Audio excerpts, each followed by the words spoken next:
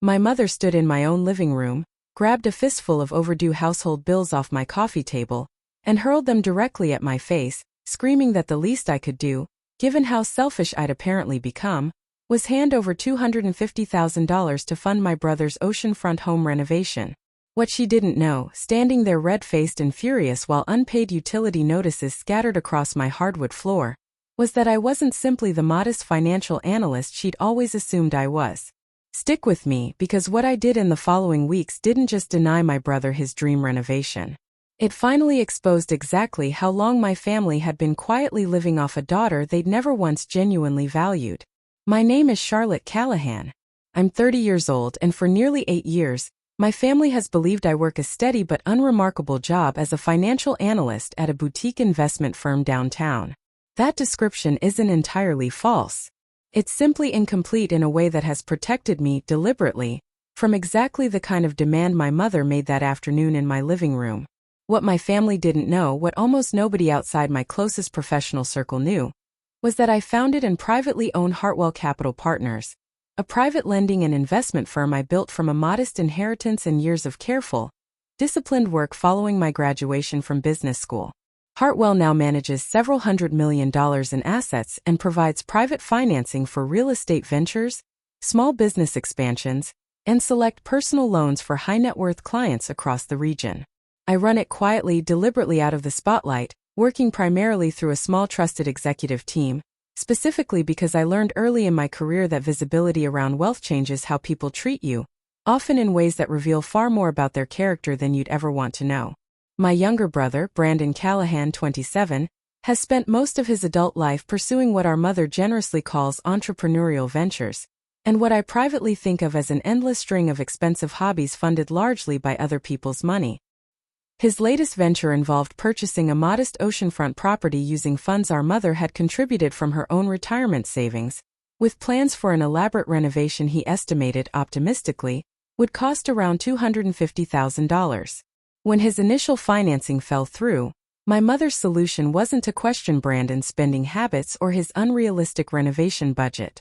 Her solution was to march into my apartment unannounced and demand that I personally cover the difference, treating my years of quiet financial stability as an inexhaustible resource that existed purely for Brandon's benefit, regardless of how thoroughly that assumption ignored my own actual life and priorities. To understand how my mother arrived at the conclusion that I owed my brother $250,000, you first have to understand the imbalance that had defined our family for as long as I could remember. My mother, Judith Callahan, raised Brandon and me largely alone after our father passed away when I was 13 and Brandon was 10, working long hours as a hospital administrator while trying to hold our small family together through genuine financial strain during those early years. I've never doubted that my mother loved us both, in her own complicated way. But somewhere during our teenage years, a pattern emerged that never fully corrected itself. Brandon's struggles were treated as evidence of a sensitive, creative soul who simply needed more support, while my own struggles were treated as inconveniences I was expected to manage independently, without complaint or additional accommodation. When Brandon dropped out of his second college attempt at 22, my mother framed it as him needing to find his true path, rather than settling for something that didn't inspire him. When I struggled financially during my first 2 years out of business school, working multiple jobs while building the early foundation of what would eventually become Hartwell Capital, my mother's primary response was gentle disappointment that I hadn't found something more stable yet, never once offering the kind of unconditional support she extended to Brandon's far less disciplined ventures. Brandon had gone through several failed business attempts over the years: a food truck venture that lasted 8 months, an online retail store that never turned a genuine profit, a brief stint attempting to become a real estate flipper that ended with him losing most of an initial investment my mother had quietly provided.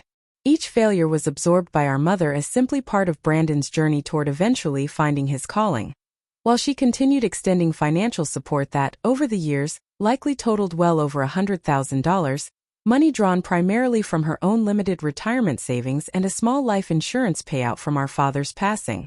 I had never asked my mother for a single dollar since graduating college, building Hartwell Capital entirely through my own disciplined strategic risk-taking, and years of unglamorous, careful work that nobody in my family ever fully appreciated, largely because I'd never revealed the actual scope of what that work had ultimately built. I maintained my modest lifestyle deliberately, partly out of genuine preference for privacy, and partly, I now recognize, out of a subconscious fear that revealing my actual success might simply become another resource for my family to extract from Brandon's endless string of ventures, rather than something they'd ever genuinely celebrate as my own accomplishment.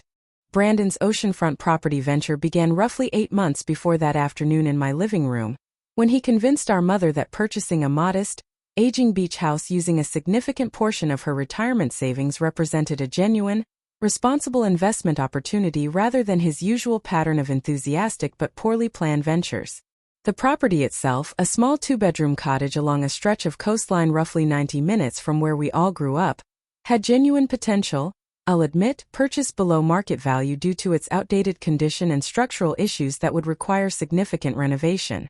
Brandon's vision, articulated with the same confident enthusiasm he brought to every previous failed venture, involved transforming the property into a high-end vacation rental, generating passive income that would finally establish the financial stability he'd struggled to achieve throughout his adult life. The initial purchase, using roughly $180,000 of our mother's retirement funds, left little remaining for the extensive renovation Brandon envisioned. He'd approached several traditional lenders for renovation financing, but his inconsistent income history and previous business failures made securing a conventional loan considerably more difficult than he'd anticipated. I learned about the property's purchase secondhand, through a phone call with our mother roughly 6 months before the bill-throwing incident, framed as exciting family news rather than a request for my direct involvement. I offered polite congratulations, genuinely hoping, despite years of skepticism built from watching Brandon's previous ventures unfold, that this particular investment might actually succeed. Over the following months, though, Brandon's renovation plans grew increasingly ambitious, expanding from modest updates into what eventually became a $250,000 transformation involving an infinity pool overlooking the water, a complete architectural redesign, high-end finishes throughout, and various luxury features that seemed disconnected from the modest vacation rental business plan he'd originally described to our mother. When his search for renovation financing repeatedly failed, first through traditional banks, then through several private lenders who reviewed his financial history and declined to extend credit given his inconsistent income and previous business failures, my mother's solution, discussed apparently between herself and Brandon without any input from me whatsoever, became remarkably simple in its assumption. Charlotte has always been financially responsible. Charlotte will simply provide what Brandon needs. My mother arrived at my apartment on a Sunday afternoon, unannounced, carrying a manila folder I initially assumed contained family photos or paperwork related to some unrelated matter. Instead, it contained a detailed breakdown of Brandon's renovation budget, along with several overdue household bills from her own home that I later realized she'd specifically brought along as visual evidence of the family's supposed financial struggles. Brandon needs $250,000 to finish the renovation, she said, without any preliminary conversation, sliding the folder across my coffee table with the confidence of someone presenting an obvious, uncomplicated request. The bank won't help him. I've already given him everything I have left. You're the only one in this family who's actually stable enough to do something meaningful for once. I sat there, genuinely stunned by both the specific amount and the casual certainty with which she'd apparently decided I would simply provide it. When I explained calmly that I didn't have that kind of money readily available, that Brandon's renovation budget itself sounded wildly unrealistic for a property of that size and value, my mother's expression shifted rapidly from confident expectation into something considerably angrier. "Don't lie to me, Charlotte," she snapped, her voice rising sharply. "You've always had money hidden away somewhere. You've never once helped this family the way you should have. And now when your own brother genuinely needs you, you're going to sit there and pretend you can't help." I tried again to explain that even setting aside whether I had access to that amount, the renovation budget itself seemed disconnected from reasonable value for the property, that Brandon's history of failed ventures made this exact kind of large, unsecured financial commitment genuinely risky, regardless of who provided it. That's when my mother, in a moment of pure, uncalculated fury, grabbed a stack of her own overdue household bills from the folder she'd brought and hurled them directly at my face, the papers scattering across my living room floor as she screamed that I was selfish, that I'd never once contributed anything meaningful to this family, that watching me build some boring desk job while refusing to help my own brother achieve his dreams represented, in her words, exactly the kind of daughter she'd apparently raised without realizing it. I sat there, papers scattered around me, and felt something shift permanently inside my chest. Not hurt exactly, though there was plenty of that too. Something closer to clarity. After my mother left that afternoon, still furious, slamming my apartment door hard enough that a framed photo in my hallway rattled against the wall, I sat alone for nearly an hour, gathering the scattered bills from my floor, thinking carefully about everything that had just happened. I thought about the years of quiet dismissal I'd absorbed throughout my entire adult life, the assumption that my stability existed purely as a resource for Brandon's benefit rather than as something genuinely earned through my own discipline and risk. I thought about how my mother had never once asked genuine questions about my actual career, my actual accomplishments, content instead to categorize my life as simply responsible but unremarkable, while celebrating every one of Brandon's failed ventures as evidence of his supposedly special creative spirit. I called my closest friend and Hartwell's chief operating officer, Margot Ellison, someone who had known the full truth about my situation since our earliest days building the company together. Margot listened carefully as I described the confrontation, the bills thrown across my living room, my mother's casual assumption that $250,000 represented a simple, reasonable request rather than a genuinely significant financial commitment. You know, Margot said carefully, Brandon's renovation loan request actually crossed my desk about 3 weeks ago. He applied through us directly, using a private lending referral from one of the traditional banks that declined him. I sat with that information for a long moment, genuinely stunned by the coincidence. Brandon, without any knowledge whatsoever that his own sister owned the very company he'd applied to, had submitted a formal loan application to Hartwell Capital Partners for exactly the renovation project our mother had just demanded I personally fund. Margot explained that the application, still under standard underwriting review, had already raised significant concerns among our risk assessment team, given Brandon's inconsistent income history, previous business failures, and a renovation budget that our own internal appraisers considered substantially inflated relative to the property's actual market value and realistic rental income potential. I made a decision, sitting there among my mother's scattered bills, that surprised even me in its calm clarity. I wasn't going to personally fund Brandon's unrealistic renovation dream out of guilt or family obligation, but I also wasn't simply going to quietly decline and let my family continue believing whatever comfortable story they needed about my supposed selfishness.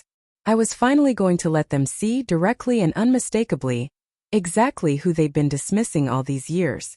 I asked Margot to schedule the final underwriting decision meeting for Brandon's loan application myself, informing our standard client-facing team that I would personally attend this particular review given what I described only as a personal connection to the applicant that warranted my direct involvement. Brandon arrived at Hartwell Capital's offices 2 weeks later, dressed sharply, carrying a polished presentation about his renovation vision, completely unaware that the woman about to join his loan review meeting was his own sister rather than some senior executive he'd never previously encountered. I watched from a small adjoining office before the meeting began, as Brandon greeted our junior loan officer, Emmett Voss, with the same confident, salesman-like energy he'd brought to every previous business pitch throughout his adult life, describing his oceanfront vacation rental concept with an enthusiasm that had clearly convinced our mother, despite consistently failing to convince any legitimate financial institution, evaluating the numbers objectively. When I walked into that conference room, introduced by Emmett simply as our founder, Ms. Callahan, who wanted to review this particular application personally, I watched Brandon's confident expression shift through several stages of confusion, recognition, and finally unmistakable shock as he processed exactly who was sitting across from him in an official capacity. "Charlotte," he said, his voice cracking slightly. You work here?" "I own this company, Brandon," I said calmly, watching the full weight of that statement settle over him. "I have for the past 6 years. Which means I've had a chance to review your loan application quite thoroughly." I proceeded through the meeting exactly as I would for any client, walking Brandon through our team's legitimate concerns. His inconsistent income history across multiple failed ventures, a renovation budget our internal appraisers considered inflated by nearly 40% relative to realistic property value increases, insufficient collateral given the property's existing mortgage position, and a business plan that lacked the kind of detailed market analysis any responsible lender would require before extending $250,000 financing. Based on our standard underwriting criteria, I told him, my voice remaining professionally calm despite the personal weight of the moment, Hartwell Capital is declining this loan application. I want to be clear, this isn't a personal decision. It's the same decision any responsible lender would reach reviewing these exact numbers. Brandon left that meeting in stunned silence, and within hours my mother was calling my phone repeatedly, having clearly received an immediate, panicked account of what had happened from Brandon himself. When I finally answered, her voice carried a mixture of fury and disbelief I hadn't fully anticipated. "You own that company?" she demanded. "You've been sitting on that kind of money this entire time, letting your own brother struggle, letting me drain my retirement savings, while you quietly built some empire you never once mentioned to your own family?" I let her finish, allowing the full weight of her accusation to hang in the silence between us before responding. "I didn't hide my success to hurt either of you," I said carefully. "I built Hartwell Capital through years of discipline and risk that nobody in this family ever once acknowledged or celebrated, because you were always too focused on Brandon's next venture to genuinely see what I was actually building." "That doesn't matter," she snapped. "Family helps family. You could have easily funded Brandon's renovation from your own personal accounts, regardless of what your company's official lending criteria say."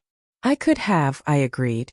"But I've watched you fund every single one of Brandon's failed ventures for over a decade, watched your own retirement savings shrink significantly each time, and never once seen him actually reckon with the pattern of unrealistic planning that keeps leading to these exact same outcomes. Declining this loan wasn't cruelty, Mom. It was the first time anyone in this family actually held Brandon accountable to realistic financial standards, instead of simply absorbing the consequences of his decisions indefinitely." My mother didn't have an immediate response to that, the silence on the line stretching long enough that I genuinely wondered if she'd hung up entirely. When she finally spoke again, her voice had lost some of its earlier fury, replaced by something that sounded, for the first time in longer than I could remember, genuinely uncertain. "I just wanted to help him," she said quietly. "I've always just wanted to help him." "I know," I said, my own voice softening slightly despite everything. "But at some point, helping someone avoid every single consequence of their own choices stops being support and starts being something closer to enabling a pattern that's hurting both of you. I love Brandon, but I'm not going to keep funding a version of help that's never once actually helped him build anything sustainable." The weeks following that loan meeting forced Brandon into a reckoning he'd successfully avoided throughout his entire adult life, largely because our mother's consistent financial support had shielded him from ever fully experiencing the natural consequences of his repeated business failures. Without Hartwell's financing, and with our mother's retirement savings already significantly depleted from the initial property purchase, Brandon faced a genuinely difficult decision regarding the Oceanfront property itself. After several weeks of increasingly desperate attempts to secure alternative financing, all of which failed for the same legitimate reasons Hartwell had identified, Brandon ultimately made the decision to sell the property, recovering a modest profit above the initial purchase price but far short of the transformed vacation rental empire he'd originally envisioned. I didn't gloat over this outcome, and I genuinely felt for Brandon during what was clearly a painful, humbling period for him. But I also recognized something important in watching him navigate that disappointment without our mother immediately stepping in to soften the blow financially, as she'd done throughout every previous failure. For the first time in his adult life, Brandon was being forced to sit with the actual consequences of unrealistic planning, rather than simply moving forward into his next venture with the safety net of endless family support. Roughly 2 months after selling the property, Brandon called me directly, his voice carrying a tone I hadn't heard from him in years, something considerably more subdued and genuinely reflective than his usual confident enthusiasm. "I've been thinking about everything," he said. "About the pattern, I mean. Every failed business, every time Mom bailed me out, every time I just moved on to the next big idea without really learning anything from the last one."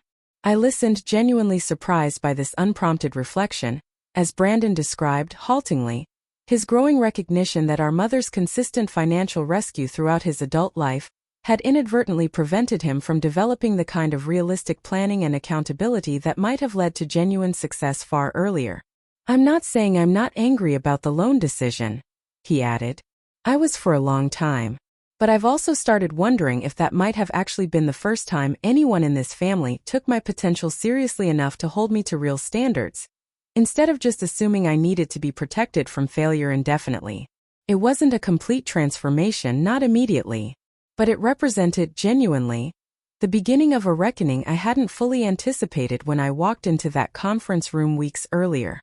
My relationship with my mother remained tense for several months following the loan meeting, marked by long stretches of minimal contact punctuated by occasionally difficult conversations as she processed both Brandon's financial setback and the full revelation of my actual professional success.